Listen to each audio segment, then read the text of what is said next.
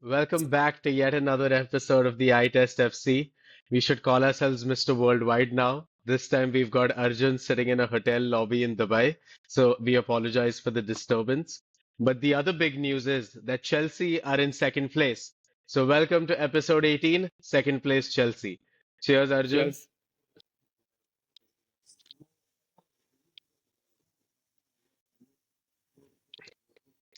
Man, what a game at the Tottenham Hotspur Stadium. 4-3, Tottenham taking the lead 2-0, and then eventually just choking as Tottenham do. What are your thoughts on the game? That's a bit harsh, but honestly, Chelsea are surprising us, right? Like they've gone away from home again, scored four, great performance on the like to come back from 2 goals down, and it never looked like it was in hmm doubt, right? They always had chances. Sancho started to score for Chelsea with a great opening goal, and that just set the ball rolling. Amazing, for sure. I mean, and kudos to Marc Cucurella's boots as well. I don't know how you can fuck that up before the game. There's one thing you have to do, which is put on the right boots. But two slips, helping Spurs. Kulusevski with still an amazing goal. I think other than Kukureya's slip, he had a lot to do there. And Spurs looked like a good side, man. They looked like they started the game very well. 2-0 inside the first 10. Yeah, actually, one thing that annoyed me a lot was the reaction on social media about Cole Palmer. And don't get me wrong, okay, it was a Okay. good first penalty. It was a great, like, composed Panenka for the second. There were two penalties, bro. It was not like anything special. Like, he wasn't the best player on the pitch.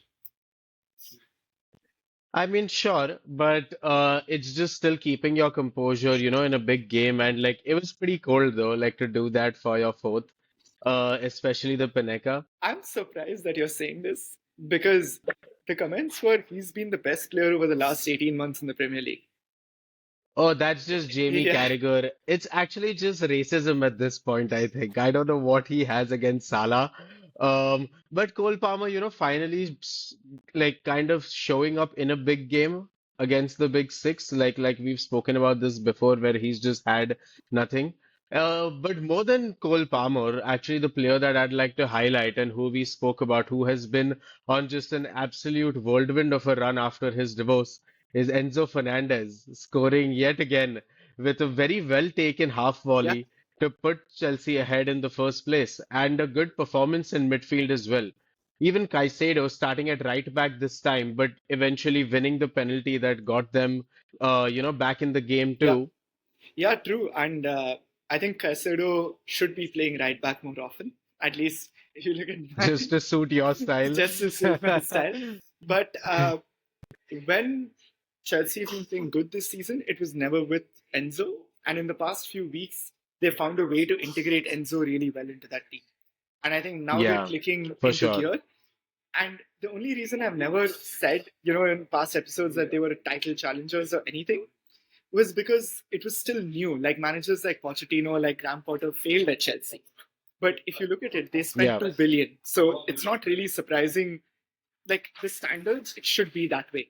Like if you look at how much you've spent versus this, it does set expectations, right? So I mean, sure, but like I'm speaking if from a Chelsea perspective, sure, you can use that argument, but from an Enzo Maresca perspective, it was not an easy job. This is not a team that he has essentially spent on or, gone about.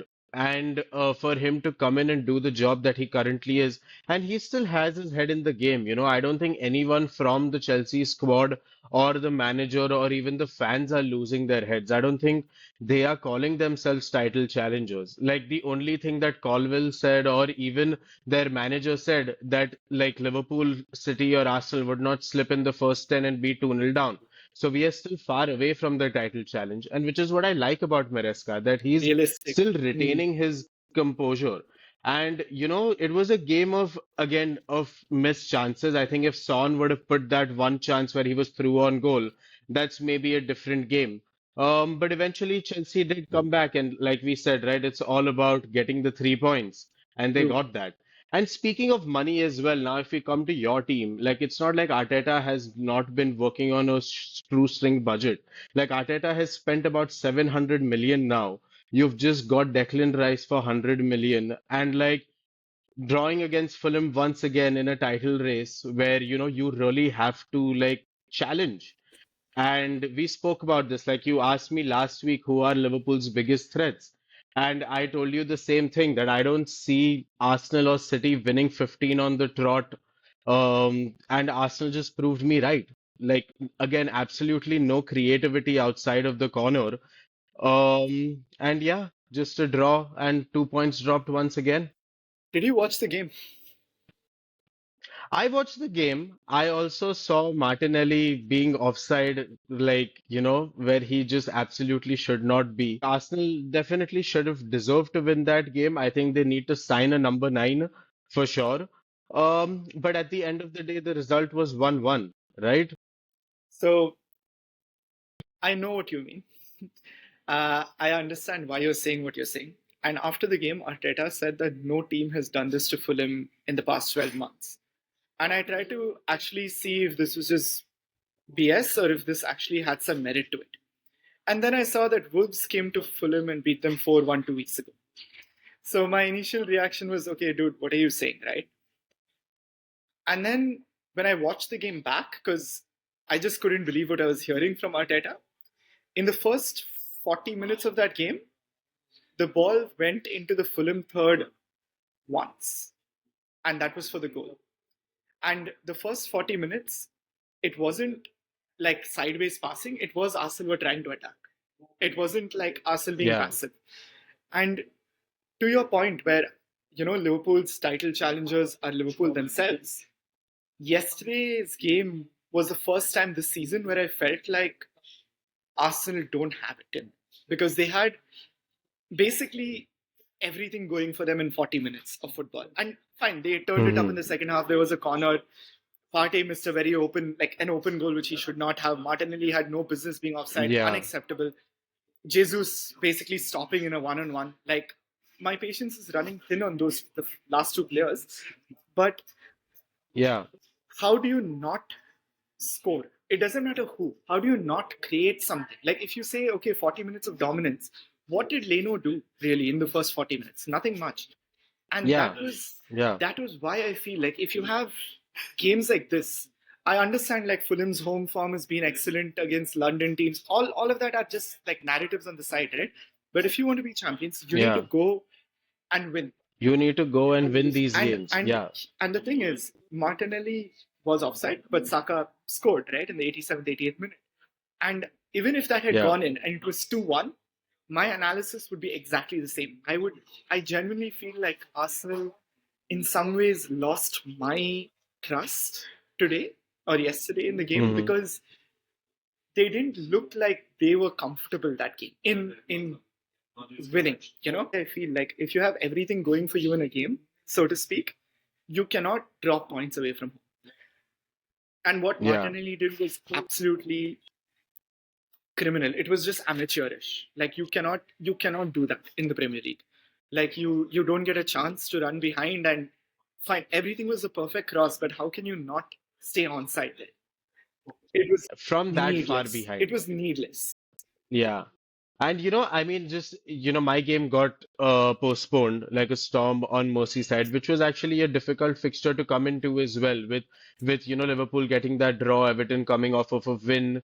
It was, and now that it did get eventually postponed, Arsenal had the opportunity to close the gap even further. Obviously, would have still had the game in hand, but if Arsenal just get that win, you're just choking down Liverpool's throat. Yeah. It's like a very must win then. And now this also, in a sense, gives Liverpool a bit of breathing space. And coming to our champions as well, Man City, who after the 3-0 victory against Nottingham, we were hopefully like this, the win was the blip, and it turned out to be true.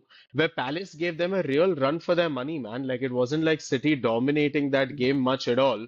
Palace were there through and through, and I think it was a very deserved result to get a draw out of that. No, completely agree. And this is what pains me so much that City have won one game since the end of October, and Arsenal are 2 points ahead of them. They have taken absolutely Yeah, no advantage of it, you know. And as you for said, sure, City for were sure. lackluster and City were, yeah, okay, end to end and stuff. And this is very unlike City, right? You think, okay, they will come back, they will do something more meaningful in that game. Fine. I think Rico Lewis should not have had a second yellow. It was actually a yellow against. Yeah, Uh, yeah. It was not a red, but I don't think the red changed anything for the sure. game. Like it was already, but yeah, definitely Lewis should not have been sent off. But did you see Pep's interview though? The man's like lost his head, Yeah, yeah, bro. yeah. I think he's losing it, and I love to see it. I It's love to see it. really, I love to see it. He's like, I hope he's entering his like, Mourinho. Mourinho era where like now he's like just going on a more crazier tangent every week. But Bro, yeah, you're he right. even said Like, something against Mourinho this time. Mourinho. oh, it's a good one. It's a good one. Mourinho also like, like bit him back with the 150 accusations comments. And it's just really nice to see two legendary managers going at it, And Mourinho is even at catching this his age, breath, after like achieving he's not. everything. Yeah, yeah. Like he doesn't care at all. He's just there for the gimmicks. That's what I love about Mourinho. Yeah. But speaking of another Portuguese manager who, you had some plaudits to share about him, but it feels same old at Manchester United, losing 3-2 to Nottingham, and a very deserved win for Nottingham once again, scoring in the second minute against Manchester United for the second time. What do you make of that game? I want to take a macro level approach to look at this game. I think I think honestly, this guy would succeed at United if United give him 2 years. And Yeah, I knowing guess. Man United, that won't happen. They sacked Dan Ashworth after hunting him for like a year in Yeah, five yeah. months. Dan Ashworth spent 200 million, and apparently he has a personality clash with their CEO. So what does that even mean, bro? You're a professional football club. Yeah, well, Like, I think United just need to understand that they need to do a Chelsea and ship out 85% of their squad. Like, if you actually look at it in positions, their squad is actually extremely mid. No matter the amount of money they've spent, eventually the final product and the players that you currently have, no matter the manager you play or the sporting director you hire, your squad is the issue. and what is the model? Like, I think this loss was not indicative of Ruben Amorim, but more of the style he wants United to play in. And when he tried to, like for example, right with the Morgan Gibbs White goal, like he wanted to play out from the back, wanted to pass the ball. The ball went to Morgan Gibbs White.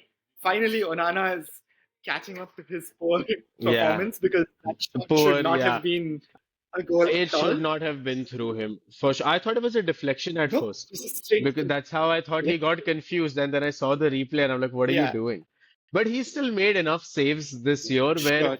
like, it's not just solely on him, but just in general, though, like, United squad just needs to step up Sure. massively. After all the abuse that Arsenal fans received for scoring from corners, within the first 90 seconds of the Hmm. game, they conceded from a corner.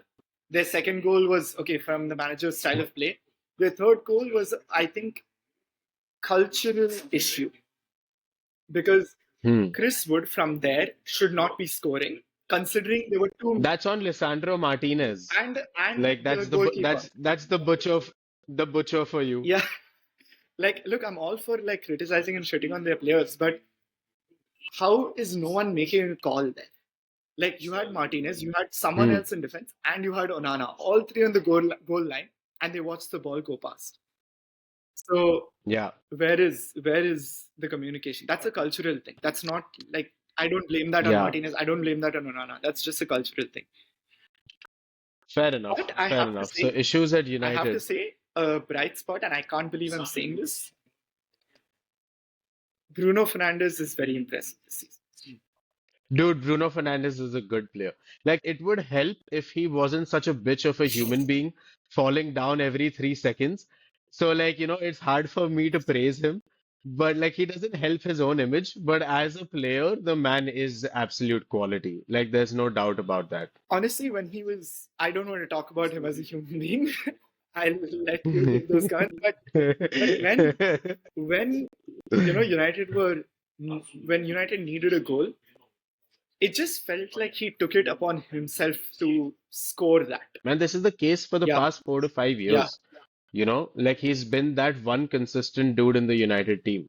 But speaking of a great culture, coming to Brentford, Man, which crazy. is so absurdly underrated. If you look at only the home record this year, Brentford are top of the table.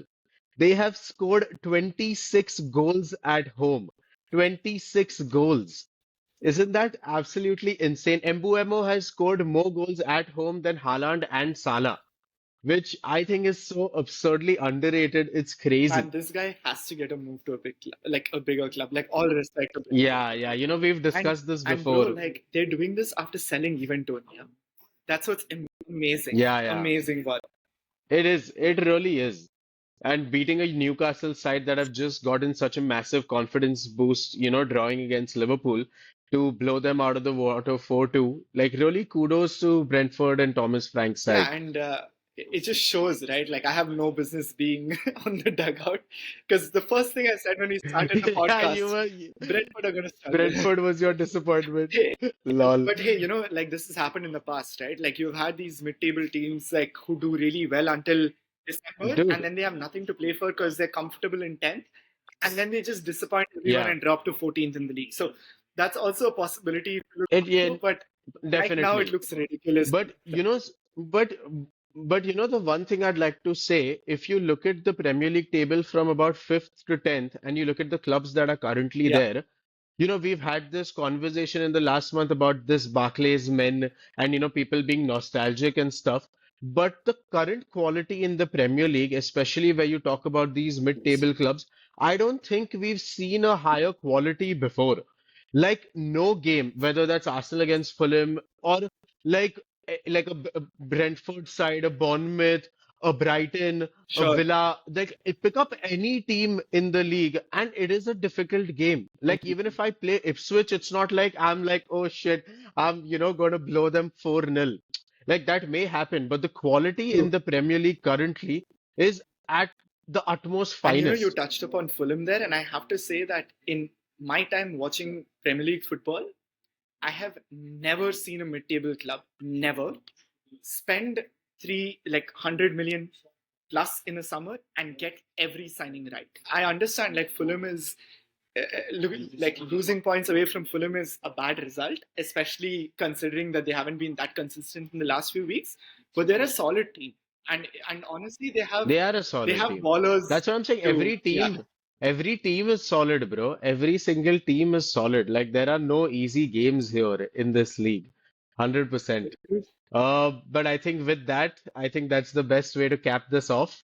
The Premier League, best league in the world. And now for next week, going to be swapping opponents. I'm going to be taking on Fulham, and you're going to be taking on Everton. So let's hope it goes well. But in the big news on Sunday, we've got the Manchester Derby, Man United versus Man City. Let's hope nothing happens to either of them. I don't know how to take a side. If anything, I hate United so much. I wish City wins this time. Um, but yeah, I think that's it for this week's episode, and I'll see you guys next week.